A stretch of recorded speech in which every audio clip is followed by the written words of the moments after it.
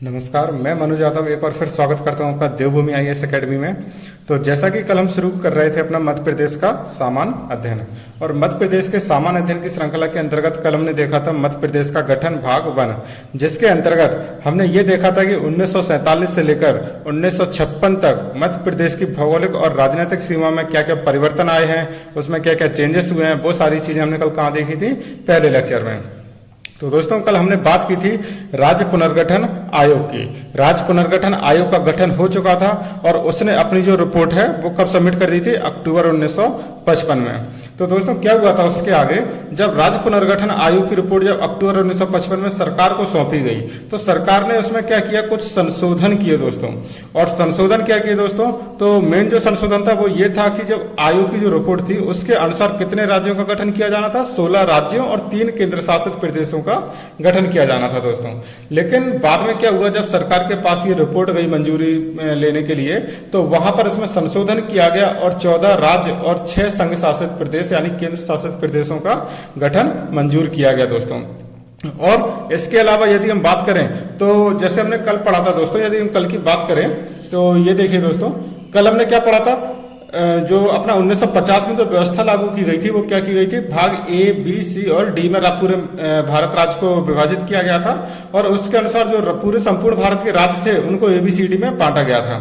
लेकिन जब राज्य पुनर्गठन आयोग की रिपोर्ट आती है, फजल अली आयोग की रिपोर्ट आती है, तो उस रिपोर्ट में क्या कहा जाता है कि पार्ट जो एबीसीडी जो भाग थे हमारे, उनका अस्तित्व समाप्त कर, यानी उनको समाप्त कर संपूर्ण भारत को भाषाई आधार पर और जहां पॉसिबल हो सके वहां पे प्रशासनिक आधार पर बांटा जाएगा और एबीसीडी की व्यवस्था जो है वो खत्म की जाएगी।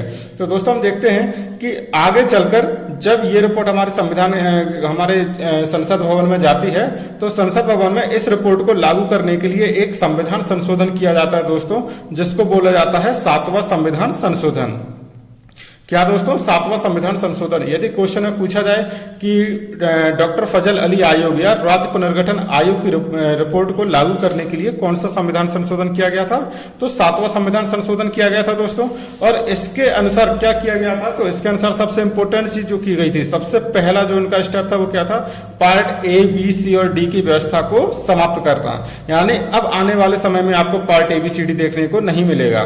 तो इसमें चेंजेस क्या किए गए दोस्तों, तो सबसे पहले चेंज ये किए गए कि ये आपने जो कल देखा था पार्ट बी और सी में रियासतों का विलय किया गया था। तो पार्ट बी और सी की जितनी भी रियासतें थी दोस्तों, जितने भी राज्य इसमें शामिल किए गए थे, वो राज्य निकाल के कहां डाल दिए गए दोस्तों, भाग 6 में डाल दिए गए।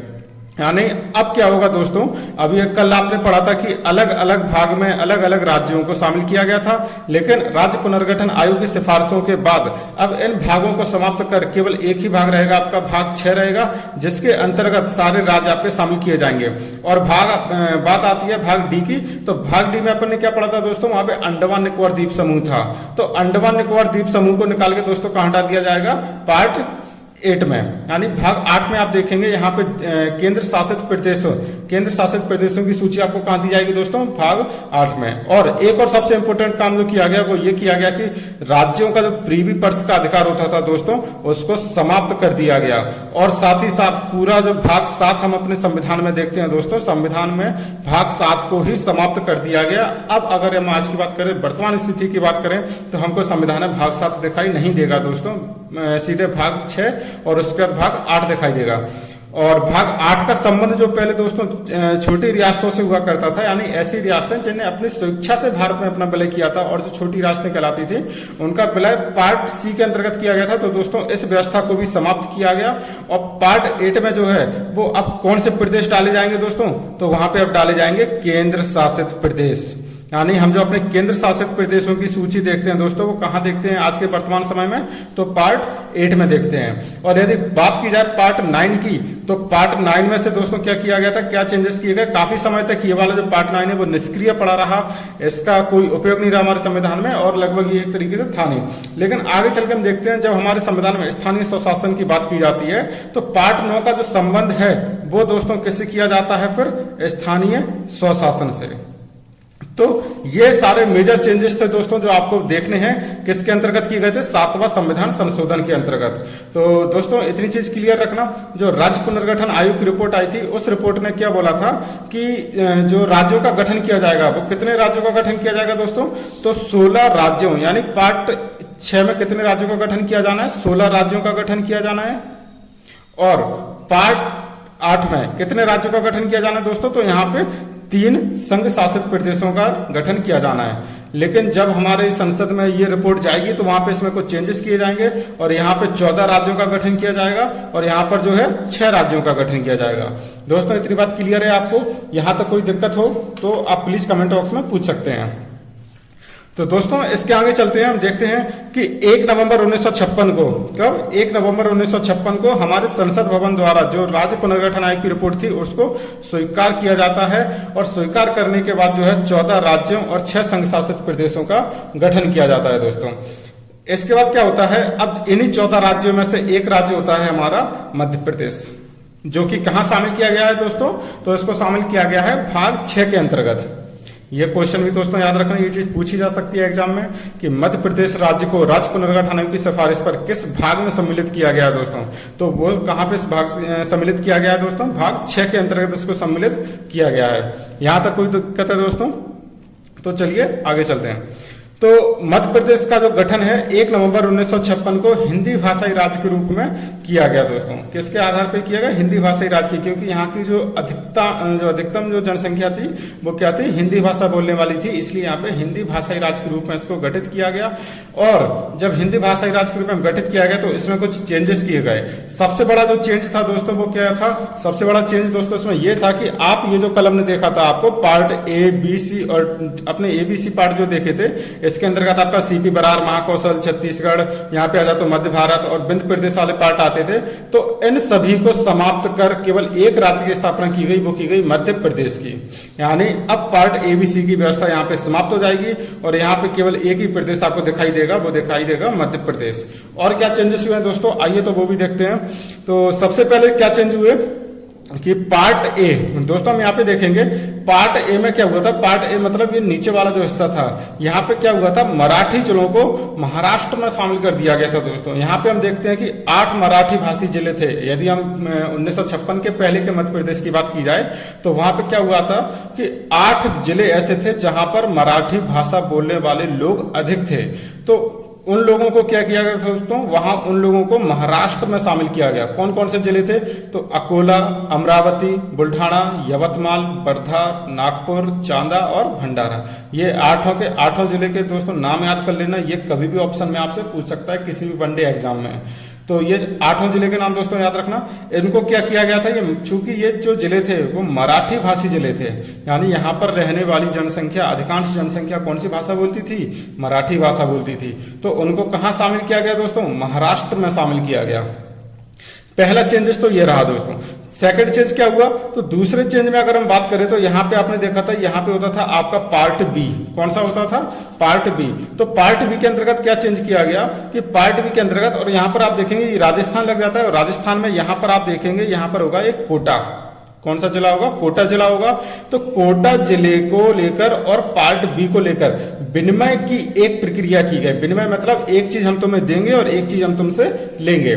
तो विनिमय की प्रक्रिया के अंतर्गत दोस्तों क्या किया गया, तो विनिमय की प्रक्रिया के अंतर्गत ये किया गया कि यहाँ पे जो कोटा जिला था उसकी एक तहसील हुआ करती थी विदिशा के पास। यहाँ पे आप विदिशा देखेंगे वर्तमान मध्य प्रदेश में, और विदिशा के पास एक तहसील हुआ करती थी कोटा की जिसका नाम था सिरोंज। तो सिरोंज तहसील को क्या हुआ दोस्तों, जब यहाँ पे पुनर्गठन आयोग की जब रिपोर्ट लागू की गई तो उसमें यह भी बोला गया था कि प्रशासनिक आधार को भी देखा जाएगा। तो यहाँ पे क्या हो रहा था कि कोटा जिले को अपना सिरोंज, जो यहाँ पे जो सिरोंज उनकी तहसील हुआ करती थी, इसका शासन चलाने में बड़ी दिक्कत आती है। क्यों, क्योंकि आसपास ही पूरा मध्य प्रदेश से घिरा हुआ है दोस्तों। तो इस चीज से बचने के लिए क्या किया गया कि जो कोटा की जो सिरोंज तहसील थी उसको मध्य प्रदेश में मिलाया गया, और किस जिले के अंतर्गत, तो विदिशा जिले के अंतर्गत उसको मिलाया गया। और साथ में यहाँ पर अपन देखें मंदसौर जिला होगा, मंदसौर जिले में एक तहसील आती है भानपुरा। कौन सी तहसील? भानपुरा तहसील आती है।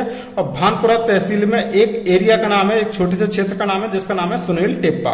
सुनील टेप्पा को दोस्तों कहां पर मिलाया गया? तो सुनील टेप्पा को कोटा में मिलाया गया। यानी विनिमय की प्रक्रिया के अंतर्गत दो चीजें की गई दोस्तों, क्या? सिरोंज को ले लिया गया और सुनील टेप्पा को दे दिया गया। सिरोंज को शामिल किया गया विदिशा के अंतर्गत, और मंदसौर का जो सुनील टेप्पा था उसको कहां मिलाया गया दोस्तों? कोटा में मिलाया गया, राजस्थान के कोटा में। ये दो चीजें क्लियर हो गई दोस्तों। और तीसरी चीज जो थी वो क्या थी? आपकी भोपाल और विंध्य प्रदेश को यथावत रखा गया, यानी भोपाल और विंध्य प्रदेश में कोई भी परिवर्तन नहीं हुए दोस्तों।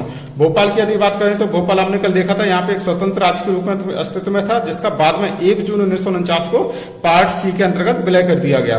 तो इन दोनों को यथावत रखा गया, इसमें कोई चेंजेस नहीं हुआ, और इन सभी को मिलाकर एक मध्य प्रदेश राज्य का गठन किया गया दोस्तों। आप ये जो मध्य प्रदेश का नक्शा देख रहे हैं, ये नक्शा कब का है? तो ये नक्शा है 1 नवंबर 1956 का, जिसमें से क्या हुआ? 8 मराठी जिले जो हैं वो महाराष्ट्र में शामिल कर दिए गए।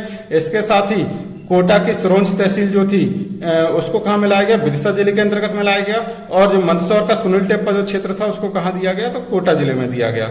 इसके आगे अपन की बात करते हैं दोस्तों, इसके आगे की तो इसके आगे हम देखते हैं दोस्तों द्वितीय चरण, यानी प्रथम चरण समाप्त होने के बाद, यानी 1956 से 2000 तक हमारा शुरू होता है कौन सा? द्वितीय चरण।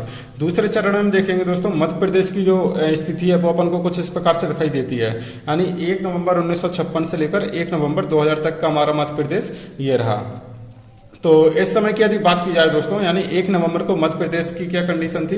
तो इस समय यदि बात करें तो 1 नवंबर 1956 को मध्य प्रदेश में 43 जिले हुआ करते थे दोस्तों। कितने? 43 जिले हुआ करते थे, जो कि कुल 8 संभागों में विभाजित थे।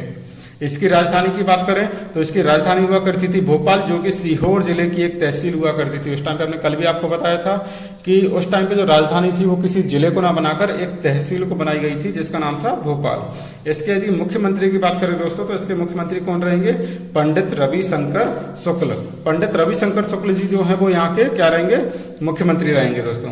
यहाँ के अगर राज्यपाल की बात की जाए तो राज्यपाल यहाँ के कौन रहेंगे? तो राज्यपाल रहेंगे पट्टाभी सीतारमैया। और उस टाइम के अगर क्षेत्रफल की बात करें, यानी अगर 1956 के मध्य प्रदेश की बात करें तो उस टाइम पे क्षेत्रफल उसका कितना था? 443 और 446 किलोमीटर स्क्वायर। ठीक है, यानी 4,43,446 किलोमीटर स्क्वायर उसका एरिया था, जो कि यदि हम उस टाइम पे तत्कालीन यदि भारत की बात करें तो क्षेत्रफल के आधार पर मध्य प्रदेश जो है पहले नंबर पर आता था दोस्तों। यानी इतना बड़ा क्षेत्रफल किसी भी राज्य का नहीं था जितना कि मध्य प्रदेश का था। आगे चल के हम बात करेंगे दोस्तों, जब वर्तमान स्थिति की बात करेंगे यदि, तो वर्तमान स्थिति में मध्य प्रदेश होगा वो दूसरे नंबर पर आएगा, और उस समय पर जो था वो कौन से नंबर पे था? पहले नंबर पे था। यहां तक क्लियर है। इसके आगे यदि बात आगे चलते हैं दोस्तों तो 1956 से लेकर, यानी 1956 से लेकर 1972 तक मध्य प्रदेश की सीमा में कोई परिवर्तन नहीं होता है। लेकिन 1972 में हम देखते हैं, 1972 में क्या होता है कि भोपाल जो एक तहसील हुआ करती थी सीहोर की, उसको एक पृथक राज्य बना दिया गया दोस्तों। जो कि हमारी राजधानी थी उसको क्या किया गया? एक पृथक राज्य बना दिया गया, भोपाल से सीहोर से उसको पृथक करके। दूसरा चेंजेस जो था वो क्या था? राजनांदगांव, जो कि आज के छत्तीसगढ़ में आता है, राजनांदगांव को अलग से एक जिला बनाया गया, दुर्ग से अलग करके। यानी 1972 की यदि हम बात करें तो 2 नए जिलों का गठन किया गया दोस्तों। कितने जिलों का? 2 नए जिलों का गठन किया गया। एक था भोपाल और दूसरा था राजनांदगांव। आगे चल के यदि 10 साल बाद हम बात करें, 1972 से लेकर 1982 तक कोई परिवर्तन नहीं होता है, लेकिन 1982 में एक चेंज होता है, मतलब चेंज नहीं होता लेकिन एक प्रक्रिया आगे चलती है। वो क्या चलती है कि 1982 में एक जिला पुनर्गठन आयोग की स्थापना की जाती है।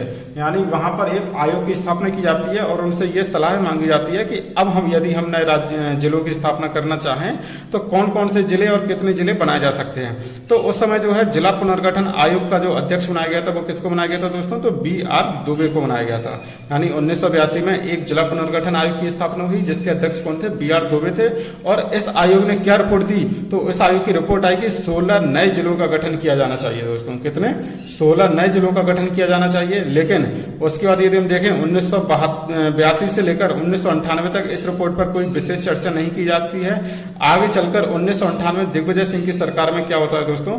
नए जिलों की मांग जो है और ज्यादा तेज हो जाती है, तो वहां पे एक आयोग का गठन किया जाता है, BR Dubey. B R Dave आयोग की गठन किया था फिर से। और वो ये अगर बात करें बी आर दवे की, तो ये वही आयोग है जो 1982 में गठित किया गया था, लेकिन उसकी सिफारिशों को कब माना गया, तो 1998 में माना गया। 1998 में इनकी सिफारिशों के आधार पर कितने 10 नए जिलों का गठन किया गया दोस्तों, कितने 10 नए जिले का गठन किया गया। इन 10 नए जिलों में से जो है मध्य प्रदेश में कितने जिले आते थे, 4 जिले आते थे, और बाकी के 6 जिले कहाँ आते थे, यहाँ पे छत्तीसगढ़ में आते थे। तो यदि बात करें इन नए 4 जिलों की, कौन कौन से जिले थे वो, तो उनमें से जो पहला जिला था वो आपका था बड़वानी, जो कि कहां से अलग हुआ था, खरगोन से अलग हुआ था। दूसरा था आपका कटनी, जो कि जबलपुर से अलग होगा। तीसरा होगा श्योपुर, जो कि मुरैना से अलग होगा। और चौथा होगा डिंडोरी, जो कि मालवा मंडला से अलग होगा दोस्तों। यहां तक कोई दिक्कत। 1972 में 2 जिले, 1998 में 4 जिले। मध्य प्रदेश में यदि बात करें तो 4 जिले, टोटल कितने थे, 10 नए जिलों का गठन किया गया। आगे चल के क्या हुआ दोस्तों, जब मई 1998 में 10 नए जिले बना दिए गए, तो बाकी के जिले जो थे, यानी 6 जिलों की हमने डिमांड की थी, तो उन जिलों में भी लेकर इस बात को लेकर मांग तेज होने लगी कि इन नए जिलों का भी गठन किया जाना चाहिए। तो जून 1998 यानी इसके 1 महीने बाद जून 1998 में एक नए आयोग का गठन किया जाता है, जिसको बोला जाता है सिंहदेव आयोग। तो सिंहदेव आयोग की रिपोर्ट के आधार पर क्या होता है, 6 नए जिले, यानी जो बाकी के 6 जिले बचे थे, उन 6 नए जिलों का भी गठन कर दिया जाता है। उन 6 नए जिलों में से भी दोस्तों क्या होता है कि 3 जिले जो हैं जो वर्तमान छत्तीसगढ़ में हैं, और 3 जिले जो हैं वर्तमान मध्य प्रदेश में हैं। तो अपन को मध्य प्रदेश वाले जिले पढ़ने हैं, ना कि छत्तीसगढ़ वाले जिले। तो मध्य प्रदेश में कौन कौन से जिले थे दोस्तों, तो उसमें थे हरदा, उमरिया, नीमच। 3 जिले अपन को नाम याद रखने हैं, हरदा, उमरिया, नीमच। तो हरदा जो है वो होशंगाबाद से अलग किया गया, उमरिया जो है शहडोल से अलग किया गया, और नीमच जो है मंदसौर से अलग किया गया। तो यहां तक दोस्तों बात क्लियर हो गई। अब देखिए यहाँ पे कितने जिले हुआ करते थे दोस्तों, यदि अगर हम बात करें 1956 की, तो 1956 में अपने पास हुआ करते थे 43 जिले। 43 जिले यहाँ पर हुआ करते थे। फिर बात की जाए 1972 में 2 जिले और बढ़े, तो कितने हो गए, 43 और 2 45। फिर आगे चल के बात की जाए 1998 में, 1998 बी आर दवे आयोग, ये आयोग का नाम बहुत याद रखना दोस्तों, काफी बार पूछा जाता है।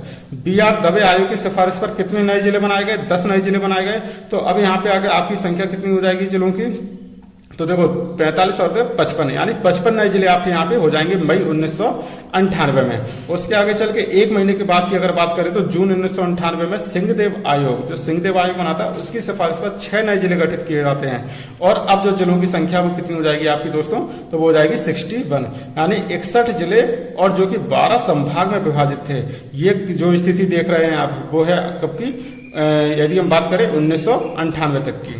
जून 1998 तक की स्थिति में मध्य प्रदेश की क्या हालत थी, तो उस समय मध्य प्रदेश में 61 जिले जो कि 12 संभाग में विभाजित हुए करते थे। इसके आगे हम आगे चल के देखेंगे सन 2000 में। सन 2000 में क्या हुआ दोस्तों, तो 2000 में अपने पास कितने जिले हो चुके थे, टोटल 61 जिले और 12 संभाग हो चुके थे। लेकिन यदि हम आगे की अब बात करें, अपने शुरुआत में आप लोगों ने बात की थी कि द्वितीय चरण जो था वो अपना कब से कब तक था, 1956 से लेकर 2000 तक।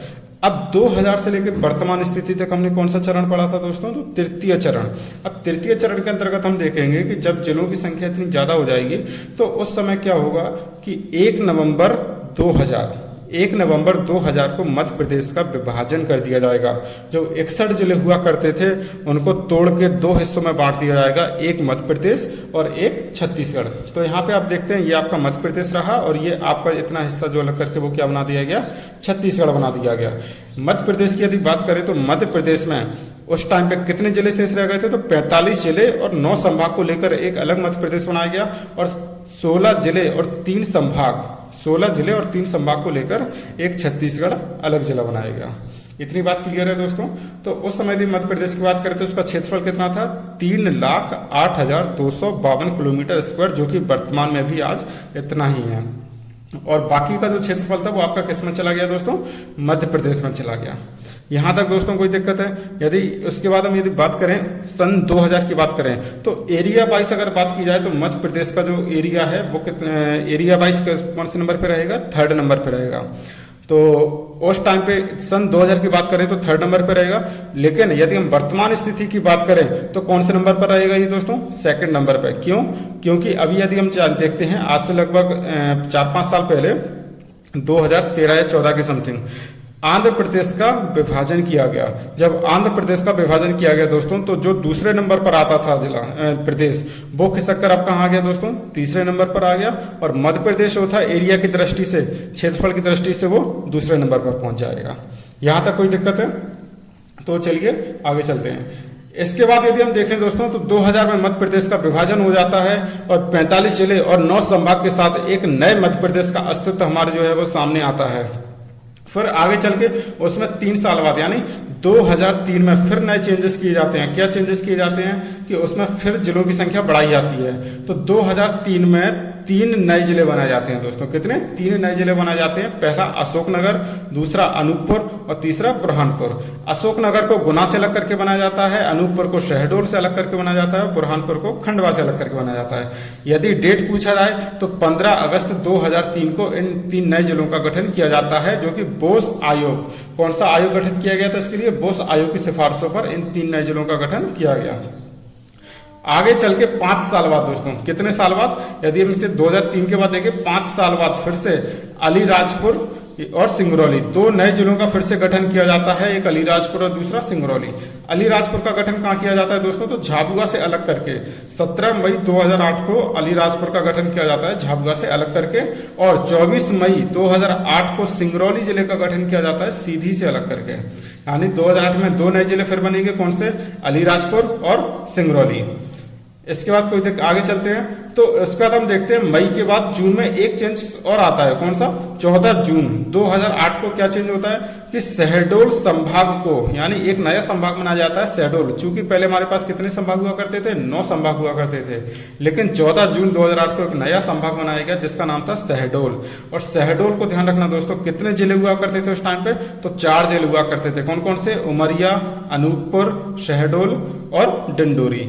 ठीक है। आगे चल के हम देखेंगे दोस्तों, 2012 में जो डिंडोरी जिला रहेगा उसको शहडोल से पृथक करके जबलपुर संभाग में शामिल कर दिया जाएगा। और वर्तमान में यदि हम शहडोल की बात करें तो आज के समय में केवल 3 जिले इसके अंदर बचेंगे। वो कौन कौन से रहेंगे? उमरिया, अनूपपुर और शहडोल। यहां तक क्लियर है दोस्तों? फिर उसके बाद चलेंगे तो फिर देखेंगे 5 साल बाद। देखो दोस्तों, यहाँ पे एक चीज बहुत अच्छी आप याद रखना कि हमारे जितने भी जिलों का गठन किया गया है अभी तक, उस सभी जिलों में आप देखेंगे जो अप्रॉक्स होगा वो 5 साल का अंतर होगा। आपने पहले देखा होगा 1998 में 16 नए जिले बने थे। फिर उसके बाद 5 साल उसमें जोड़ेंगे तो 2003 में कितने नए जिले बनेंगे? 3 जिले बनेंगे। फिर उसके बाद देखेंगे 2008 में, यानी 5 साल फिर जोड़ेंगे तो 2008 आएगा। तो 2008 में कितने नए जिले बने? फिर से 2 नए जिले बने। फिर उसके बाद देखेंगे 5 साल बाद यानी 2013 में दोस्तों, तो 2013 में क्या होगा दोस्तों? एक नया जिला बनाया जाएगा जिसका नाम होगा आगर मालवा। आगर मालवा एक नया जिला बनाया जाएगा जो कि शाजापुर को पृथक करके बनाया जाएगा। यानी शाजापुर के 2 टुकड़े किए जाएंगे, एक शाजापुर रहेगा और दूसरा आगर मालवा रहेगा। इसका गठन कब किया गया दोस्तों? तो 16 अगस्त 2013। 16 अगस्त 2013 को आगर मालवा जिला जो है वो अस्तित्व में आता है। फिर उसके 5 साल बाद देखेंगे दोस्तों, कितने साल बाद? 5 साल बाद यानी 2018 में। तो 2018 में देखेंगे तो निवाड़ी, यानी वर्तमान में यदि हम लेटेस्ट जिले की बात करें तो निवाड़ी जिला जो है टीकमगढ़ से अलग करके बनाया गया। कब? 1 अक्टूबर 2018 को। और यदि हम वर्तमान जिले आज हम 2020 की यदि बात करें तो 2020 यानी अगस्त 2020 में आज वर्तमान में कितने? 52 जिले जो कि 10 संभागों में विभाजित हैं दोस्तों। यहां तक कोई दिक्कत? ये हमारा पूरा सफर रहा 1947 से लेकर वर्तमान 2020 तक मध्य प्रदेश की भौगोलिक और राजनीतिक सीमाओं में कैसे क्या क्या परिवर्तन आए हैं, उन सारी चीजों को हमने काफी डीपली दोस्तों आज देखा। यदि एक चीज और है दोस्तों, यहाँ पे यदि हम बात करें तो मार्च 2020 में क्या हुआ था दोस्तों?